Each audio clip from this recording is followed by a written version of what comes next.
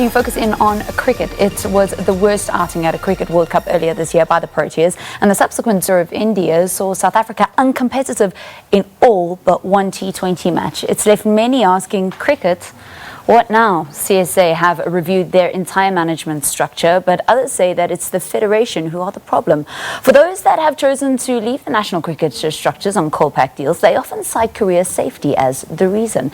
In a no-holds-barred interview with cricket website Cricinfo in September, South African spin bowler Simon Harmer spoke about his decision to sign as a Kolpak player back in 2017 after he was dropped after just 5 matches for the Proteas. He's in the country now. He's going to be taking part in the Mzansi Super League for the defending champions, the Jozi Stars. He joins us now. Very good morning and welcome to Morning Live. Good morning. Thanks for having me. Okay, so let's go back to the reason why you signed the Kolpak deal. Do you feel that you were unfairly treated being dropped after just 5 matches? No, I don't think so. I think after the tour in 2015 there needed to be some changes, and I think unfortunately I was one of the heads that rolled, and the decision that I made was based on sort of my pathway back into the national team, and how I felt and whether I thought that was going to be something that I could achieve again. So yeah, I didn't think that realistically I would be able to sort of push for a permanent team, a permanent position in the team, and that's why I decided to sign the Kolpak.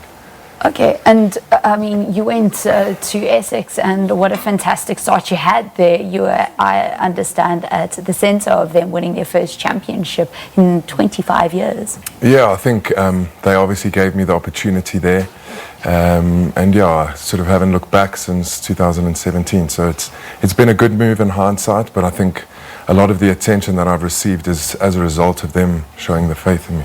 Yeah, will you play for the Proteas again if they ask you? Obviously a lot of things would need to change. I'm in contract with Essex until 2021. I need to be released from my contract there because as long as I'm a Kolpak player, I sort of forfeit the right to play international cricket. Do you think that between South Africa and England and just in global cricket, the Kolpak deals have to be reviewed because it seems as if cricket comes just such a far way that perhaps to have those kinds of restrictions on professional cricketers who need career safety, perhaps it's not really relevant in this day and age. Yeah, I think there are solutions. There are some difficult discussions that need to be had. And I think going forward, especially with Brexit perhaps playing a role, and potentially the sort of ECB looking at extending how many overseas players the counties are allowed, if they did take away the Kolpak ruling, then it would then open up players to be overseas players, which you could then still play for your country.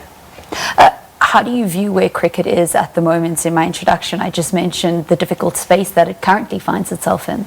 Yeah, I think South African cricket is in a sort of rebuilding phase. The national team, it's easy to look back on their results and be very critical, but I think if you look at the amount of players, senior players that have retired in the last 2 to 3 years, I think it is going to leave a void that needs to be filled, and the youngsters will take a bit of time to find their feet in international cricket.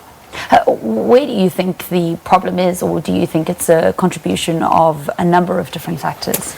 Yeah, I think it's difficult to pinpoint one, but I think if you look at the standard of franchise cricket over the last sort of 5 years, I think more needs to be done to make sure that from grassroots level right through into franchise cricket that players are getting the right opportunities and not sort of being forced in before they're ready. I think a lot of guys come in, they get a 2-year contract and then they sort of thrust out again. So I think there are some changes that need to be made, but like I said, quite difficult to sort of pinpoint one reason. A couple of years ago, being a Kolpak player was almost a little bit of a difficult word when it comes to being a professional cricket player. And I wonder if that perception about being a Kolpak player has not changed. We saw Hashim Amla just a couple of weeks ago, a couple of days ago, announce that he himself has signed a 2-year deal with Surrey. Yeah, I think there was a stage where we're the black sheep of South African cricket. I think there was a lot of negative press and a lot of articles that were written that I think were false. I think the sort of narrative that we we chasing money by going and playing overseas, I think is wrong. I think the reason that a lot of guys are signing Kolpak deals is for the opportunity, but obviously guilty by association. I think there are some people that have sort of looked for the security in money, but I know for players like me, it was purely about opportunity. And you mentioned that it was the opportunity actually to be recognised by the national selectors once again. I want to focus on the reason why you're here in South Africa, the Mzansi Super League. You're playing for the defending champions, the Jozi Stars. How are you feeling about the upcoming campaign? Yeah, good. We had our sort of first full training day yesterday.